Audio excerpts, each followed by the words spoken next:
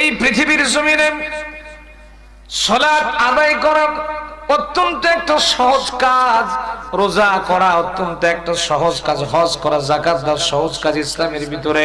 কিন্তু এই পৃথিবীর জমিনে ন্যায় বিচার প্রতিষ্ঠিত করা, আল্লাহর জমিনে ন্যায় বিচার প্রতিষ্ঠিত করা কিন্তু অনেক কঠিন কাজ। প্রিয় ভাইয়েরা আমার, এজন্য আল্লাহ বলেন ওয়াইযা হাকামতুম বাইনান নাস, যখন তোমরা মানুষের মাঝে বিচারক হবে, হাকিম যখন হবে। এবার লক্ষ্য করে দেখুন, আমরা প্রত্যেকটা মানুষ কিন্তু প্রত্যেকের বিবেকের আদালতে কিন্তু আমরা এক একজন বিচারক হয়ে বসে আছি, ঠিক কিনা বলেন? আমরা প্রত্যেকেই বিচারক। আল্লাহ পাক বলেন যখন তোমরা বিচার কার্যক্রম পরিচালনা করবে বাইনান নাস, তার মানে মানুষের মাঝে। এখানে মানুষ বলতে আল্লাহ বুঝিয়েছেন শুধুমাত্র মুসলমানদের, কিন্তু আল্লাহ উদ্দেশ্য করে বলে নাই। মানুষ বলতে আমার আল্লাহ রাব্বুল আলামিন বলেছেন হিন্দু, বৌদ্ধ, খ্রিস্টান, জৈন যা আছে এই পৃথিবীর মাটিতে মানুষ বলতে যা বোঝায় সবগুলোকে আল্লাহ উদ্দেশ্য করে বলেছেন মানুষের মাঝে যদি তোমরা বিচার করো অবশ্যই তোমাদেরকে সেটা ন্যায় বিচার করা লাগবে। ঘোষণা কার? ঘোষণা কার? ভাইরা আমার, আল্লাহ রাব্বুল আলামিন কি সুন্দর করে ঘোষণা করছেন, ইন্নাল্লাহা নি'মা ইয়াইযুকুম বিহি, নিশ্চয় তোমাদের আল্লাহ তোমাদেরকে কি সুন্দর করে ওয়াজ করে শোনায় দিতেছেন। এই যে ওয়াজ মাহফিল আমরা শুনছি না, কথা কই না, শুনছি না? ওয়াজটা কার? ওয়াজটা কার? ওয়াজ হলো আল্লাহর। দেখেন, ওয়াজ কিন্তু আল্লাহ নিজে করেছেন, আমি আমার মুখ দিয়ে বলতেছি। আসলে ওয়াজ হলো কার? ওয়াজ কার? আল্লাহর ওয়াজ। তাহলে আল্লাহ যে ওয়াজটা করতেছেন সেই ওয়াজ আমাদেরকে জানা শোনা মানার দরকার আছে না নাই?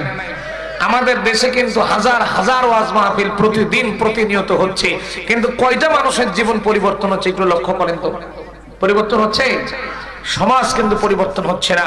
এজন্য আমাদের বাস্তব জীবনে ওয়াজগুলোকে পরিবর্তন করে প্রয়োগ করে বাস্তব জীবনে প্রতিফলন করার নামই হলো ওয়াজ। আল্লাহ আমাদের কবুল করুক, বলেন আমিন। সম্মানিত ভাইয়েরা আমার, আল্লাহ রাব্বুল আলামিন কি সুন্দর করে জানিয়ে দিলেন যখন তোমরা পৃথিবীর জমিনে বিচারকের আদালতে বসবে, বিচারকের আসনে যখন তোমরা বসবে অবশ্যই তোমরা ন্যায় বিচার করবে। ঘোষণা কার? আর একটু জোরে বলেন কার?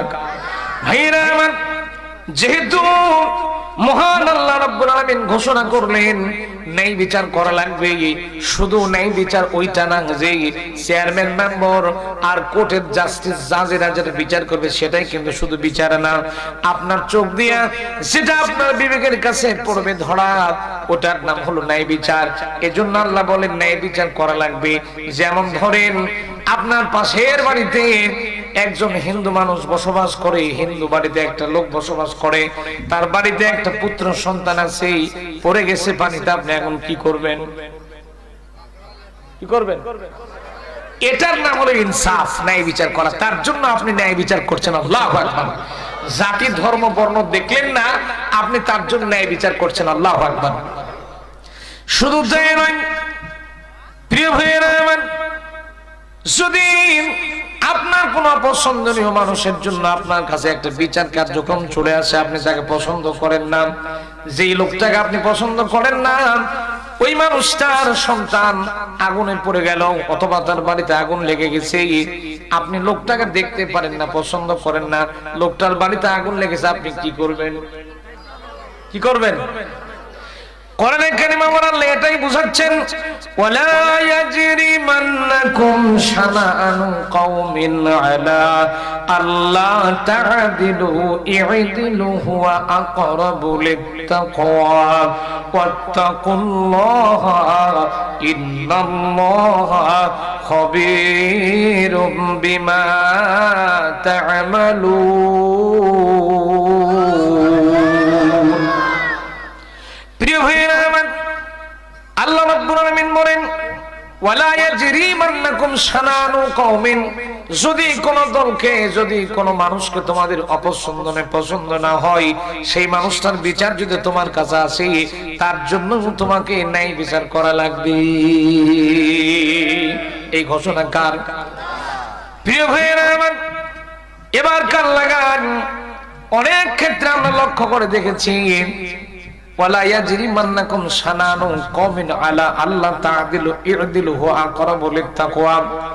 একজন মনে করেন, উদাহরণ স্বরূপ বলা যায়, মনে করেন আমার দলের লোকের একটা বিচার আমার কাছে এসেছে, বিপক্ষ দলের আরেকজন লোক, দুইজন মিলে বিচার করতে আমার কাছে এসেছে। আমি চিন্তা করি আমার দলের লোকটাকে কেমন করে বাঁচানো যায়। এইরকম চিন্তা চেতনা আমাদের বাংলাদেশে তো নাই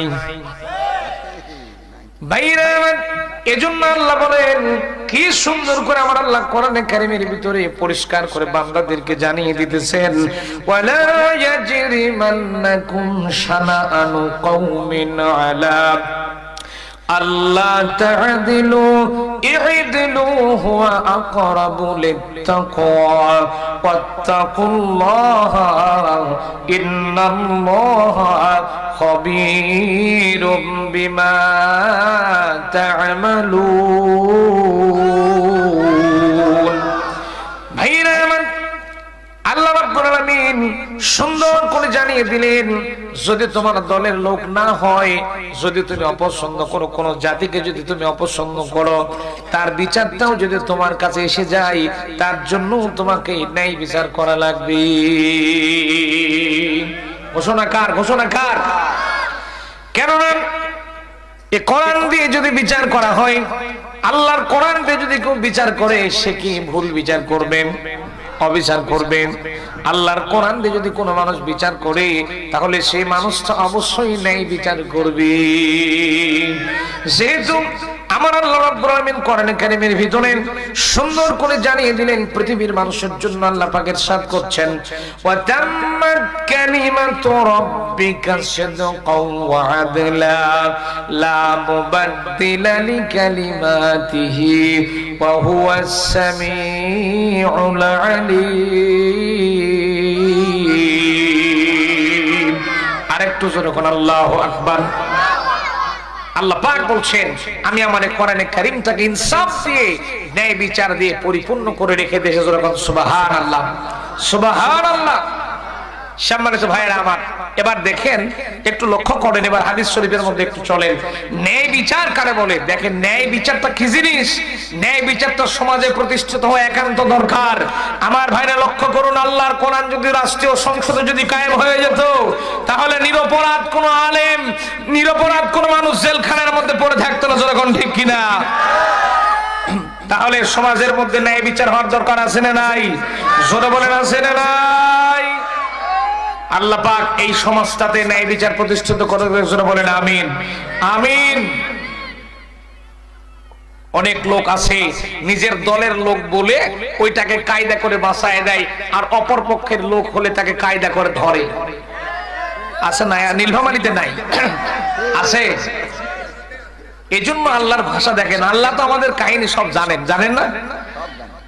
প্রিয় ভাইয়েরা আমার, এজন্য করে মহান আল্লাহ রাব্বুল আলামিন সুন্দর করে বলছেন, ওয়ালা ইয়াজরিমান্নাকুম শানাআনু কওমিন, যদি তুমি কোন গ্রুপকে, কোন দলকে, কোন কওমকে যদি অপছন্দ করো, তার বিচারটাও যদি তোমার কাছে আসে, তাহলেও তোমাকে ন্যায় বিচার করা লাগবে।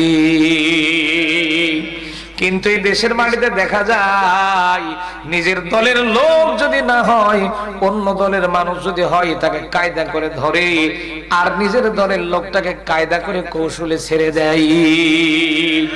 এই সমস্ত আল্লাহর ওলি বাংলাদেশে নাই। প্রিয় ভাইয়েরা আমার, এই যুবক ভাই উঠলেন কেন? হ্যালো, কই যান? চলে যাবেন? এই জন্য তো আমি বলছি, যাই উঠবে তাকে ধরবো ইনশাআল্লাহ। আমার কথা শুনে কি আপনারা কষ্ট পাচ্ছেন? কষ্ট হচ্ছে আপনাদের? এবার দেখেন, আমার নবীর কাছে একটা বিচার এলো। আল্লাহু আকবার কর। ন্যায় বিচারটা কি জিনিস আমি বুঝাবার চেষ্টা করব ইনশাআল্লাহ, যতটুকু সময় পাবো। এটা একটা ক্লাস, কোরআনের ক্লাস। একটু লক্ষ্য করুন, আল্লাহর নবীর কাছে একটা বিচার এলো। কি বিচার?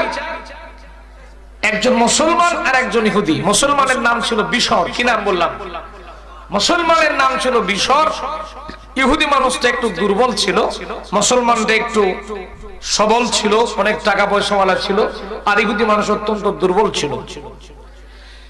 সম্মানিত ভাইয়েরা, এই মুসলমান, বিশর নামক মুসলমান, ইহুদের এক খণ্ড জমি ছিল, কয়েক শতাংশ এক খণ্ড জমি মুসলমানের জমির পাশে জমিটা ছিল ইহুদি মানুষের জমি।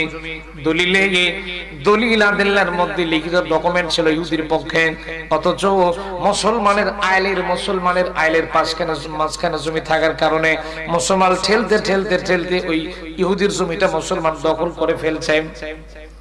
আমরা তো আইল ঠেলি, ঠেলেন, আপনারা ঠেলেন। আমি তো মনে করি সব আমাদের নওগাঁর লোক আইল ঠেলে, আপনারা তো বুঝি আইল ঠেলেন। প্রিয় ভাইরা আমার, এক পর্যায়ে এই বিশাল নামক মুসলমান ইহুদের জমি দখল করে নিয়েছে। ইহুদের সম্পূর্ণ জমিটা দখল করে মুসলমান ভোগ দখল করে খাইতে লাগলো। ইহুদির মনের মধ্যে বড় ব্যথা, বড় কষ্ট অনুভূত হয়ে গেল। ইহুদি তখন মুসলমান অনুরোধ করলো, রিকোয়েস্ট করলো, ভাই মুসলমান রে, তুমি তো মুসলমান মানুষ, তুমি আমার জমিটা দখল করে আছো কেন? আমার জমিটা তুমি আমাকে বাদ দিয়ে দাও, আমাকে বের করে দাও। আমার জমিটা, আমার দলিল আছে, কাগজপত্র আমার ঠিক আছে, জমিটা আমি পাবো, তুমি জমিটা আমাকে দিয়ে দাও। মুসলমান জমি দিতে রাজি হলো না। মুসলমান বলে, একটা বিচার করবো আমরা, বিচার করে যদি জমি তুমি পাও তাহলে তোমাকে আমার জমি থেকে তোমাকে জমিটা বের করে দেব। মুসলমান বলছে এই কথা। ইহুদি বলল, ঠিক আছে ভাই, তুমি যদি বিচার মানো তাহলে বিচারটা আমি দেব তোমার নবীর কাছে। কার কাছে? প্রিয় ভাই, ইহুদি তখন বলল, ভাই মুসলমান, যেহেতু তুমি বিচার করতে চাইতেছ, তোমার নবীর উপরে আমার যথেষ্ট আস্থা আছে, বিশ্বাস আছে, যেহেতু নবীর নাম হলো মুহাম্মাদুর রাসূলুল্লাহ সাল্লাল্লাহু আলাইহি সাল্লাম। ইহুদি তখন ডাক দিয়ে বলল, ভাই মুসলমান, তোমার নবীর উপরে আমার যথেষ্ট বিশ্বাস আছে, আস্থা ভরসা রেখেছি, আমি তোমার নবীর কাছে বিচারটা আমি দিতে চাই। ভাইরা আমার, মুসলমান চিন্তা করলো, আমি তো নবীর দলের লোক, নবী যদি বিচার ফয়সালা করে নবী তো রায় আমার পক্ষেই দিবে। বুঝেন, এটা হলো মুসলমানের চিন্তা ভাবনা। একটু বলেন তো দেখি ভাই, আমার নবীকে অবিচার কারো কাছে করবে নাকি? আমার নবীজি বিচার করবেন কি দিয়ে? আরেকটু জোরে বলেন কি দিয়ে? তাহলে এই কোরআন নামক সম্পদ, কোরআন নামক দৌলত দিয়ে বিচার করার দরকার আছে না নাই? যেহেতু আল্লাহ কোরআনে কারীমটাকে আল্লাহ রাব্বুল আলামিন পৃথিবীর মানুষের জন্য রহমত করে পাঠিয়ে দিয়েছেন, যখন সুবহানাল্লাহ।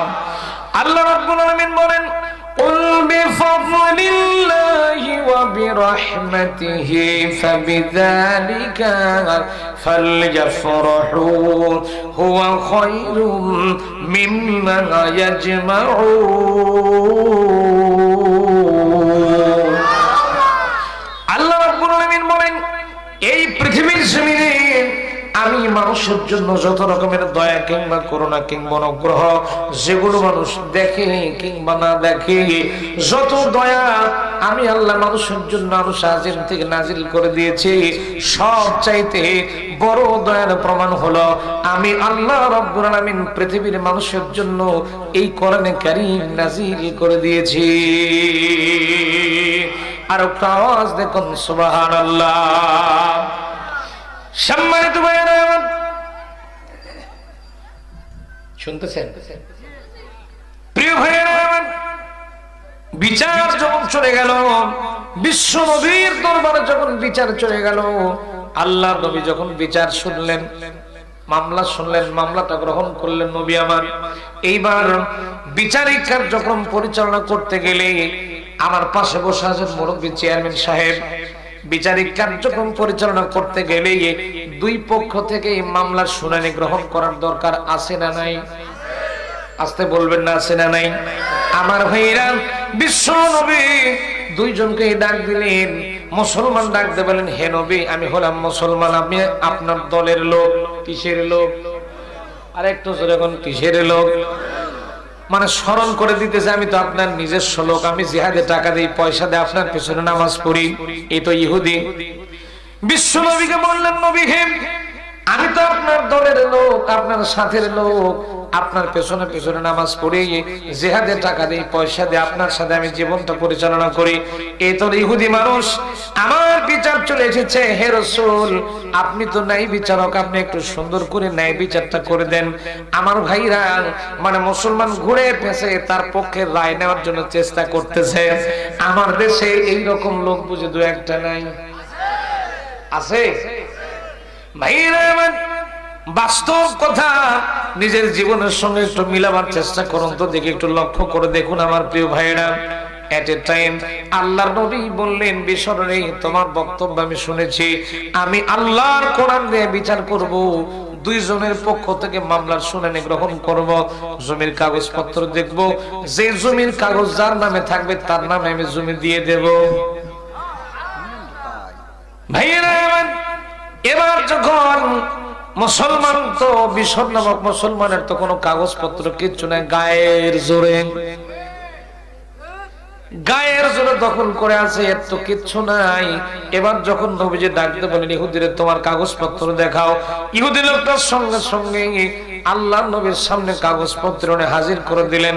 ডাকতে বলেন, হে রাসূল আমার কাছে এই যে কাগজপত্র, আমার জমির কাগজপত্র আপনি গ্রহণ করেন।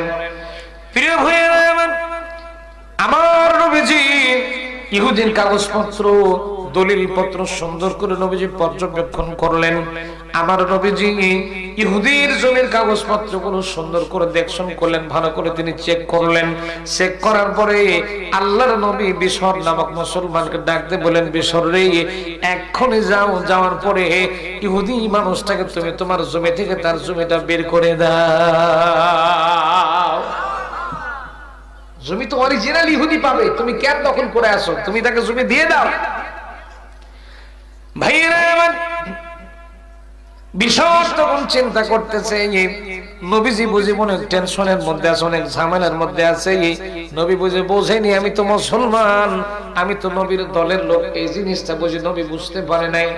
আমি এই বিচার মানি, নবীর বিচার মানবে না, কত বড় দুঃসাহস। খেয়াল করেন, যেই লোক আল্লাহর নবীর বিচার মানে না সেই লোক কি মুসলমান থাকে? আমার নবী কি দিয়া বিচার করেছেন? কি দিয়া বিচার করেছেন? নবীর বিচার যে লোক মানতে পারে না ওই লোক তো মুসলমান থাকতে পারে?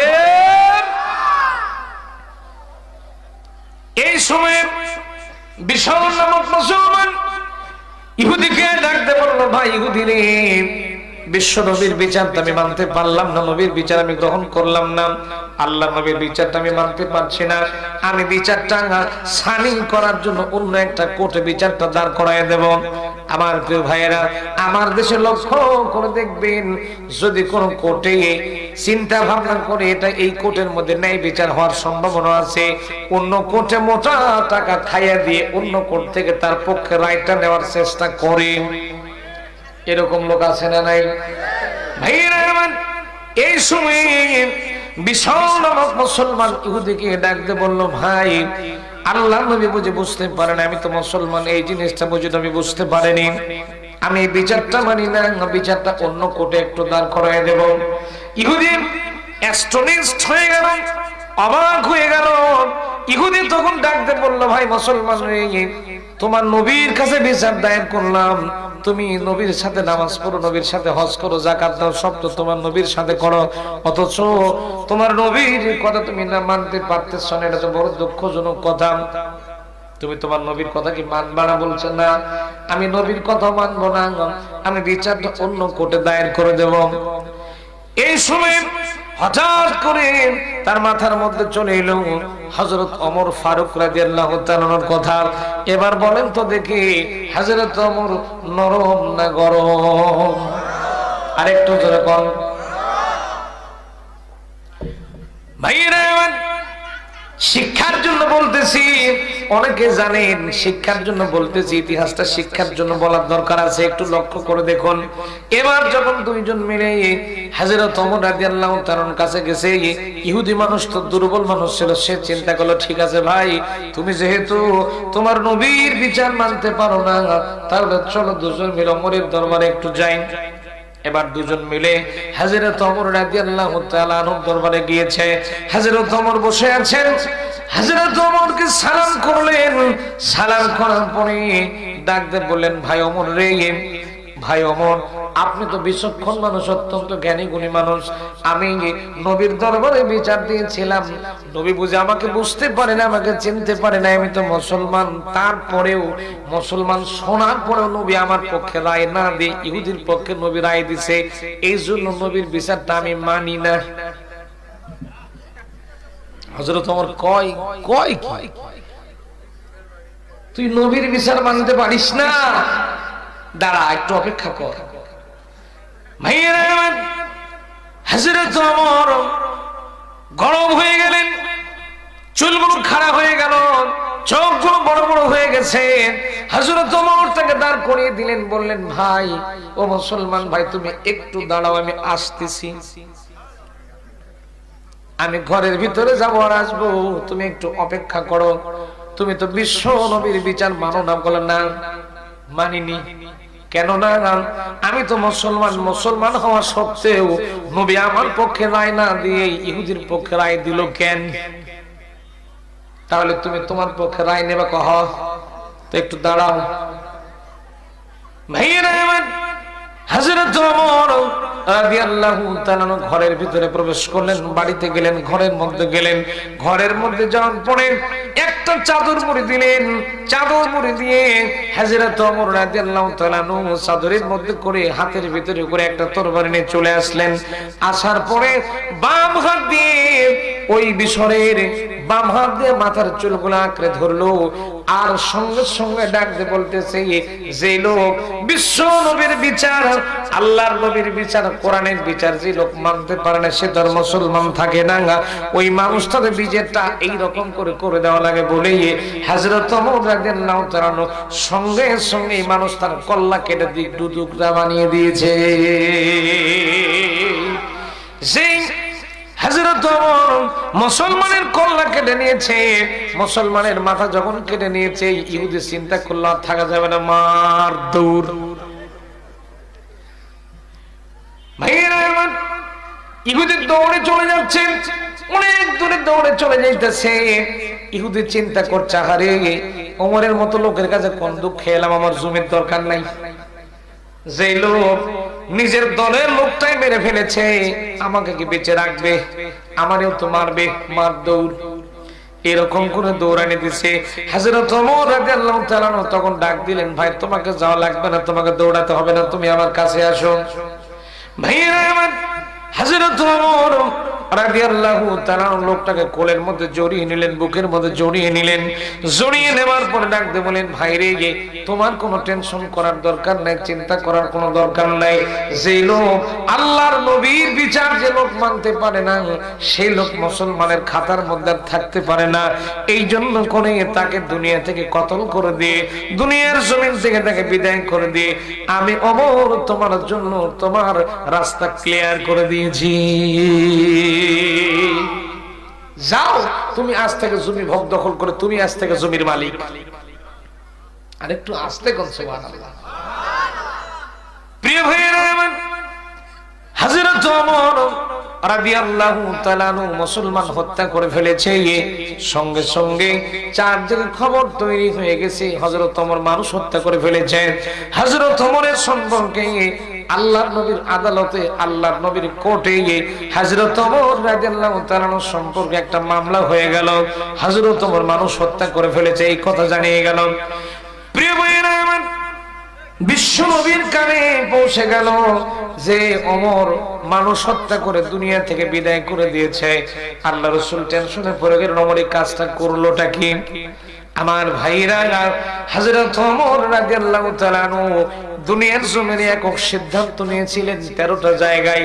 পরবর্তীতে আমার আল্লাহ রাব্বুল আলামিন হযরত ওমরের পক্ষে আমার আল্লাহ সিদ্ধান্ত দিয়ে 13টা কোরআনের আয়াত নাযিল করে দিয়েছে।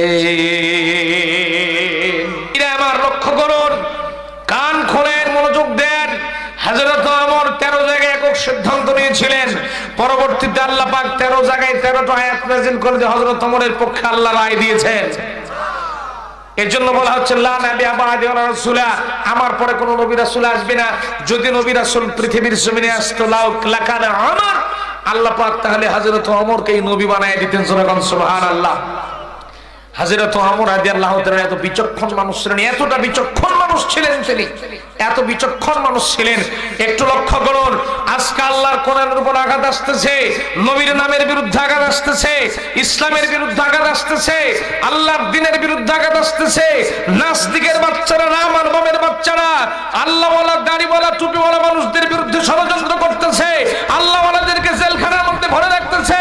হযরত ওমরের মতো যদি একজন নাই পড়েন শাসক থাকতো, এই বাংলার জমিনে কেউ আল্লাহর ওলিরা কোনো জেলখানার মধ্যে পড়ে থাকতো না। জোরে কোন ঠিক কিনা?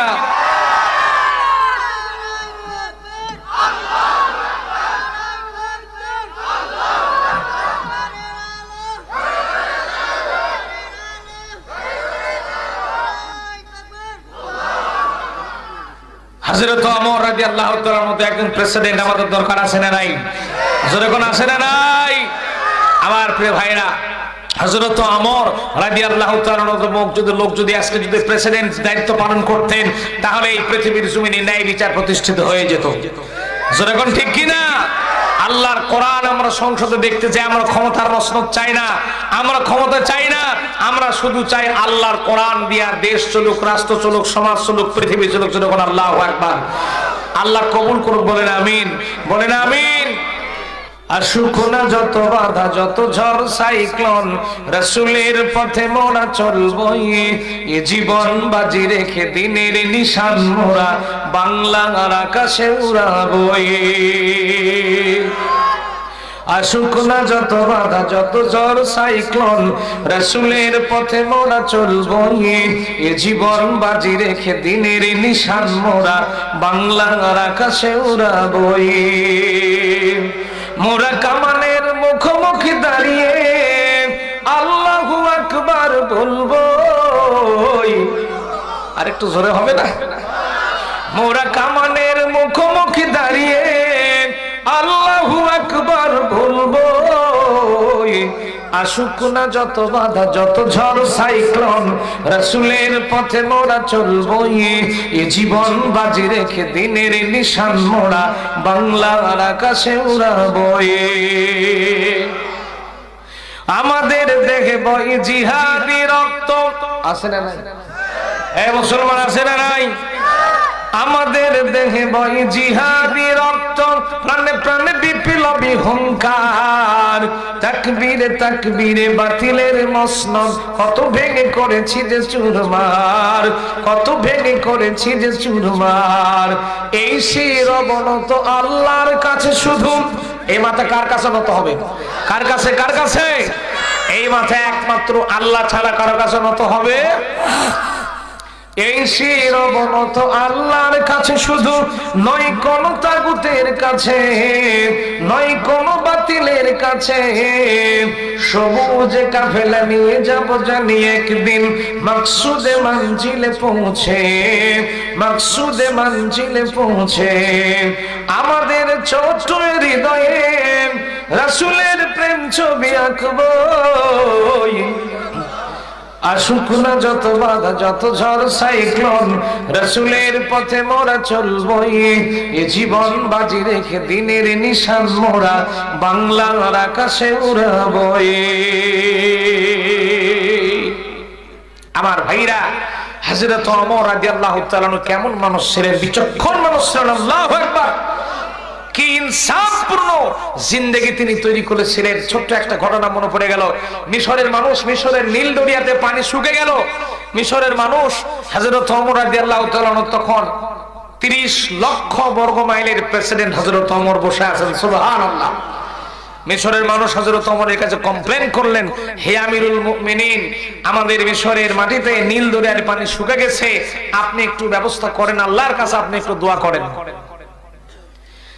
হযরত ওমর রাদিয়াল্লাহু তাআলা একজন মানুষকে ডাকতে বলেন, তাড়াতাড়ি করে একটা কাগজ আর কলম আমার হাতের মধ্যে এনে দাও। সঙ্গে সঙ্গে একজন লোক কাগজ কলম হযরত ওমরকে দিলেন। হযরত ওমর রাদিয়াল্লাহু তাআলা আনহু সত্য করে একটা চিঠি লিখলেন, চিঠির মধ্যে লিখে দিলেন, হে নীলদরিয়া, আমি ওমর মুসলমানদের প্রেসিডেন্ট, মুসলমানদের খলিফা, আমি ওমর নীলদরিয়া তোমার কাছে চিঠি লিখে পাঠিয়ে দিতেছি।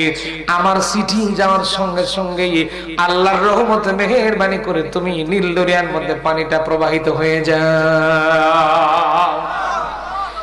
হযরত ওমরের চিঠি মিশরের মানুষগুলো নিয়ে চলে গেল। মিশরের মানুষ যখন চিঠি নিয়ে নীল দরিয়াতে দিতে গেছে, হযরত ওমর বলেছেন, একজন মানুষ তোমাদের মধ্য থেকে যাবে, যাওয়ার পরে নীল দরিয়ার মাঝখানে গিয়ে আমার চিঠিটা নীল দরিয়ার মাঝখানে দিবা। কাকে দিচ্ছে চিঠি? মানুষকে না নদীকে? নীল দরিয়ার মাঝখানে যেই মানুষটা নীল দরিয়ার মাঝখানে হযরত ওমর রাদিয়াল্লাহু তাআলা চিঠিটা ফেলে দিয়েছেন, যেই মানুষটা হযরত ওমরের চিঠি নীল দরিয়ার মাঝখানে ফেলে দিল, দেওয়ার পরে নীল দরিয়া থেকে লোকটা উঠে চলে আসতেছে। উঠতে না উঠতে ওই লোকটার কোমর পর্যন্ত পানিতে পরিপূর্ণ হয়ে গেছে। কি মানুষ রে! আল্লাহু আকবার। ইনসাফ কারে বলে দেখেন, প্রেসিডেন্ট মানুষ, গায়ের মধ্যে জামা ছেঁড়া। আল্লাহু আকবার। কাপড় বিতরণ করেছেন বাইতুল মাল থেকে, রাষ্ট্রের কোষাগার থেকে মানুষকে কাপড় দিয়েছেন, এক টুকরা করে কাপড় দিয়েছেন। অনেকের জামা হয় না এক টুকরা কাপড় দিয়ে। হযরত ওমর জুমার নামাজের খুতবা দিচ্ছেন দাঁড়িয়ে। কথা শুনতেছেন? আপনাদের মনোযোগিতা আছে না ঘুমিয়ে গেছে? আসুন ইনশাআল্লাহ। আল্লাহু আকবার বলেন। হযরত ওমর রাদিয়াল্লাহু তাআলা জুমার নামাজের খুতবা দিচ্ছেন। দেখেন, নতুন সকসকে নতুন একটা জামা পরে হযরত ওমর খুতবা দিচ্ছেন। এমন সময় একজন লোক খুতবারত অবস্থায়, আমরা যখন মিম্বরে দাঁড়াই তখন খুতবা দিয়ে কেউ কথা বলে? কেউ কিন্তু কথা বলে না, চুপচাপ খুতবা শুনে। হযরত ওমর রাদিয়াল্লাহু তাআলা খুতবা দিচ্ছেন, একজন মানুষ দাঁড়িয়ে গেছেন, দাঁড়িয়ে বলছে, হে ওমর, খুতবা বন্ধ করো। হযরত ওমর খুতবা বন্ধ করে দিলেন। বলেন কি হয়েছে বলো? লোকটা বলছে, ওমর, তুমি তো একটা পাক্কা চোর। সর্বনাশ! একজন প্রেসিডেন্টকে চোর বলা কি চারটিখানি কথা? আপনি বলেন তো দেখি, এখন ঠিক থাকবেন? অবস্থা ঠিক থাকবে আমাদের আমরা যদি বলি? দাঁড়িয়ে বলতেছে, হে ওমর, তুমি তো চুরি করেছ, বাইতুল মাল থেকে জামা কাপড় চুরি করে তুমি জামা বানাইছো। কেননা আমরাও এক টুকরা জামা পেয়েছি, তুমিও তো হিসাব মতো এক টুকরা কাপড় পেয়েছো। এক টুকরা কাপড় দিয়ে তো আমাদের জামা হলো না, তোমার জামা হলো কোত্থেকে? তার মানে তুমি এক টুকরা কাপড় চুরি করছো। ভাইরা আমার, হাসির খোরাক দিচ্ছি না, গভীর মনোযোগ দিলে বুঝতে পারবেন। কান লাগান, হাদিস শরীফের ভিতরে এসেছে হযরত ওমর রাদিয়াল্লাহু তাআলা আনহু এই লোকটার কথা শোনার পরে তিনি স্তব্ধ হয়ে গেলেন, চোখের পানি টিপ টিপ করে পড়তে লাগলো। হযরত ওমর কান্না জুড়ে দিলেন। এত গরম মানুষ, তিনি কিছুই বললেন না, লোকটাকে তো কিছুই বললেন না, কাঁদতে লাগলেন। হযরত ওমর এবার ডাকতে বললেন, তুমি যে প্রশ্ন করেছো সে প্রশ্নের জবাব আমি দেব না, আমার বেটা আব্দুল্লাহ দেবে। লোকটা বলল, যেই দেখ, প্রশ্নের উত্তর দরকার আছে, যেহেতু আমরা এক টুকরা করে কাপড় পেয়েছি, এক টুকরা কাপড় দিয়ে আমাদের তো লম্বা জামা হয় নাই, আমরা তো কাপড় বানাতে পারি না, আমাদের জামা লম্বা জামা বানাতে পারি নাই। তোমার জামা কেমন করলে একটু এক্সপ্লেন করে, এটার একটু ব্যাখ্যা করে আমাদের শুনিয়ে দাও। হযরত আব্দুল্লাহ ইবনে ওমর, ওমর রাদিয়াল্লাহু তাআলার ছেলে হযরত আব্দুল্লাহ ইবনে ওমর রাদিয়াল্লাহু তাআলা দাঁড়িয়ে গেলেন। দাঁড়ানোর পরে ডাকতে বললেন, সম্মানিত মুসল্লিবৃন্দ, আমি ওমরের ছেলে, আমার নাম আব্দুল্লাহ ইবনে ওমর। আমি বলিয়ে দিতেছি, আমার পিতা একজন প্রেসিডেন্ট মানুষ। আমার বাপ সারা তালি জামা গায়ে দেয়, তালি দিয়া ফুটাওয়ালা জামা গায়ে দেয়। আমি আব্দুল্লাহ বিন ওমর, আমার তো খুব কষ্ট হয়। বাপ সেরা তালে জামা দিয়া খুতবা দেয়, রাষ্ট্র চালাই, এই জন্য আমি সহ্য করতে পারি না। আমিও তো হিসাব অনুযায়ী রাষ্ট্রের ভিতর থেকে এক টুকরা কাপড় গতকাল পেয়েছি, সবাই এক টুকরা করে কাপড় পেয়েছে, আমার বাপ এক টুকরা পাইছে, আমিও এক টুকরা কাপড় পেয়েছি। আমি আমার পক্ষ থেকে আমার যে এক টুকরা কাপড় ছিল, ওই এক টুকরা কাপড় আমি আমার বাপ ওমরকে দান করে দিয়েছি। আমার এক টুকরা কাপড়, আমার বাপের এক টুকরা কাপড়, 2 টুকরা কাপড় আমার বাপ জোড়া দিয়া আমার বাপ নিজের জন্য একটা সুন্দর লম্বা জামা বানিয়ে নিয়েছে। কি মানুষ ছিলেন! আল্লাহু আকবার, আল্লাহু আকবার। প্রেসিডেন্ট ছিলেন, অর্ধ পৃথিবী করেছে শাসন, অর্ধ পৃথিবী করেছে শাসন। সেরাতালি দিয়া জামা গায়, 18 বস্তা মাথায় নিয়া সেবিল দুস্থ মায়।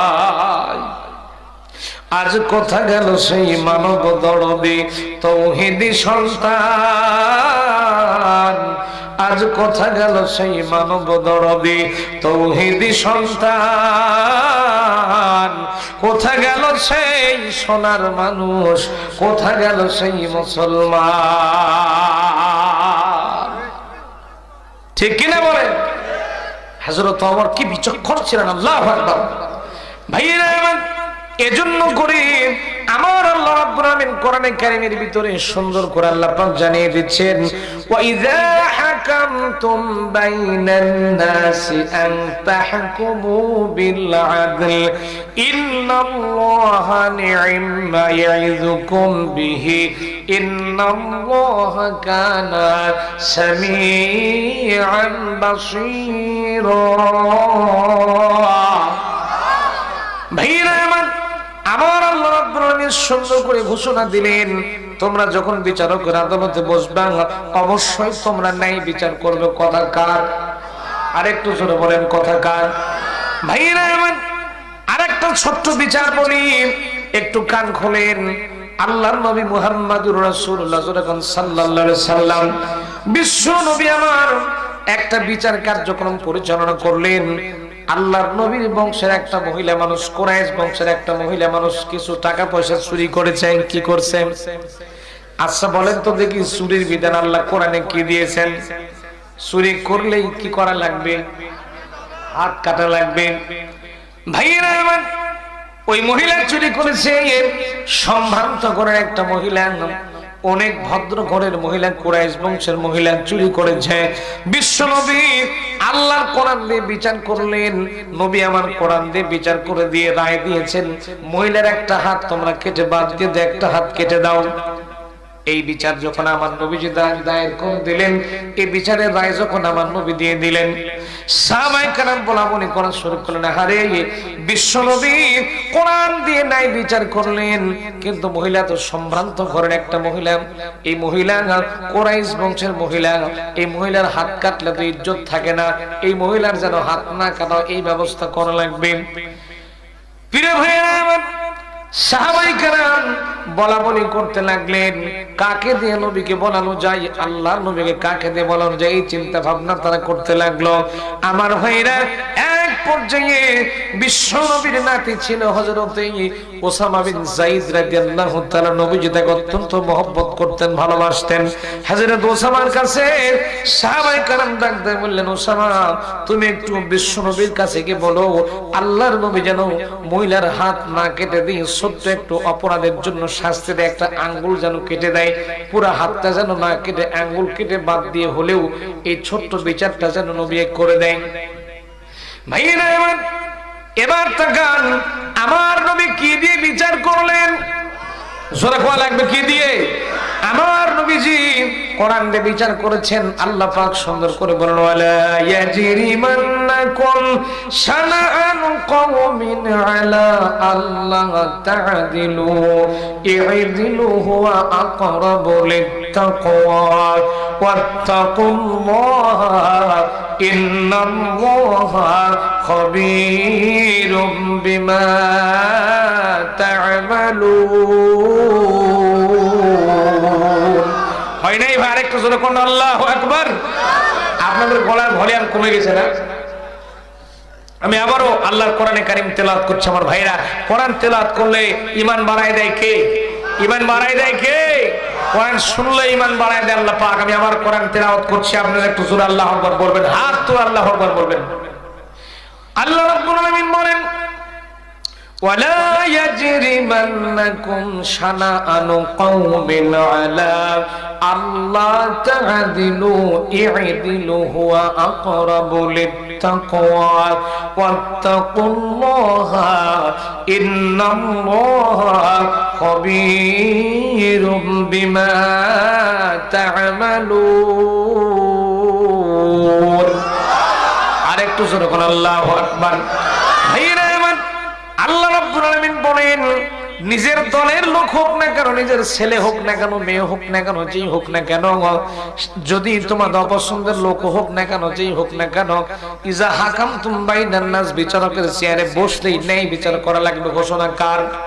আরেকটু জোরে বলেন, ঘোষণা কার? ঘোষণা হলো